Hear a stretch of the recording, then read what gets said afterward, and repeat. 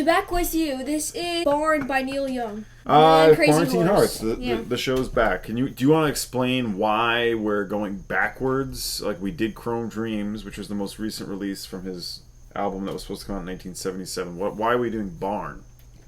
Because Chrome Dreams was meant to be released in 1977. I know. Why are we going back to Barn now from 2021? Well, basically because Chrome Dreams, we just wanted to do it first because it represented the songs that we already knew. So we just wanted to do new albums after we did that, I guess. Or because it was old. That's how I did it. Did it come out after you finished your Quarantine Hearts run? This is the point. Yes. The point was you decided we wanted to come back and do the Quarantine Hearts project again. Yes, because of the new albums. And Chrome Dreams was the most recent one, so that was the inspiration. Now we're going back to do the proper Neil Young or Neil Young and Crazy Horse albums that he released since the last video we did. So we're going back to all the albums Neil Young made since we last did these videos. Yes. And Barn, I'm going to really read the facts about Barn from 2021, released December 10th. His 41st album. All right. Mm-hmm. So Barn in 2021, Neil Young and Crazy Horse. Yeah, it's the Crazy Horse is with Neil Young on this one. Apparently his wife Daryl Hannah also made a movie called I didn't know that. I guess probably documenting them making this. And I'm going to guess it was recorded in a barn. It is barn, yeah. Well, it says it was recorded in the Rocky Mountains, Colorado. Studio in the Clouds. I guess it's a studio in a barn. That's what the cover looks like anyway. And knowing Neil Young, I'm sure that's what it was. Yeah, and you can see him in front of his Crazy Horse on the cover. Yes, we'll insert the image. We'll insert the image over my face right over here. Either one of our faces. You saw that in the past. You already saw that. So Neil Young is working with Nico Bolas, another collaborator that's turned up since like the early '90s. Mm-hmm. What's the deal with this album, Silas? What do you think? So there's not a ton of information about it. It is all new music. Yeah. No songs from old, archival songs. Nothing that he's redoing. It's all new songs, yeah. And it feels like he got together with Crazy Horse, which at this point is Niels Lofgren, Ralph Molina, and Billy Talbot, and I bet they came up with these songs like when they met there. Is what I was thinking. Yeah. What do you think? Yeah, I think so. Let's talk about the tracks. Well, I was going to say, it has like a very loose, a very scruffy feel, this album. It definitely is, I don't think, probably very little overdubs, if any. They probably recorded it all again like he likes to do with Crazy Horse, live and in the studio, or in this case, the barn. It's a fancy studio. I just looked it up. I bet it's fancy. Really? He likes things to look old and rustic, but he wants all the real deal. I want to hear something fascinating about that. Is that the listing? First of all, it's listed for $12 million. The property. It's being sold? Yes, the Colorado estate with the recording studio on it, 90 acres. It said, quote, "It looks like the Wild West, even though it was built in 2012." Studio in the Clouds. The recording studio is part of the house, and it is. They're not going for a lovely sound on this. It's very raw. It's pretty rockin' album. There's a few ballads, but it's mostly pretty rockin', wouldn't you say? Yeah. We have Heading West, which you like, right? Yeah, that was the song that stuck out to me. I would say. We're gonna insert it in right here. Yeah. Good old days, good old days.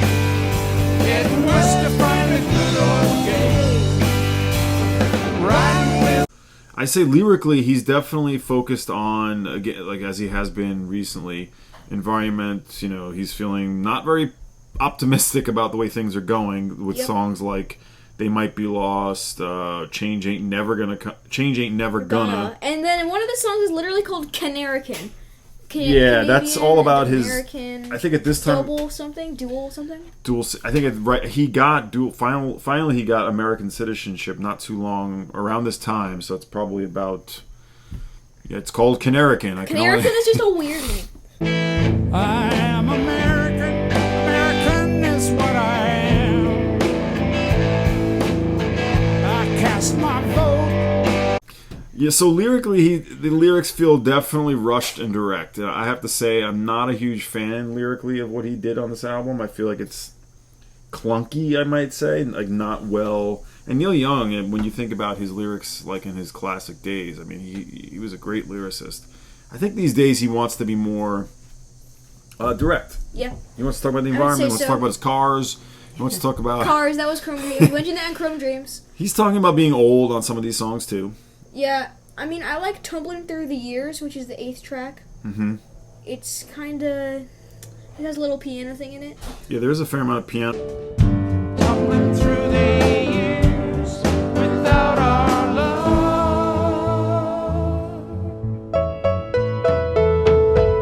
No, I like the harmonica. He's definitely doing the harmonica on this one. Crazy Horse is sounding as loose as ever. Yeah. Right? Yes. You Yeah, like they Crazy are Horse? sounding pretty loose. It seems like it was just... We talked about this. It seems like it was a rushed album. Didn't we Yeah. imagine that? Because he's just like...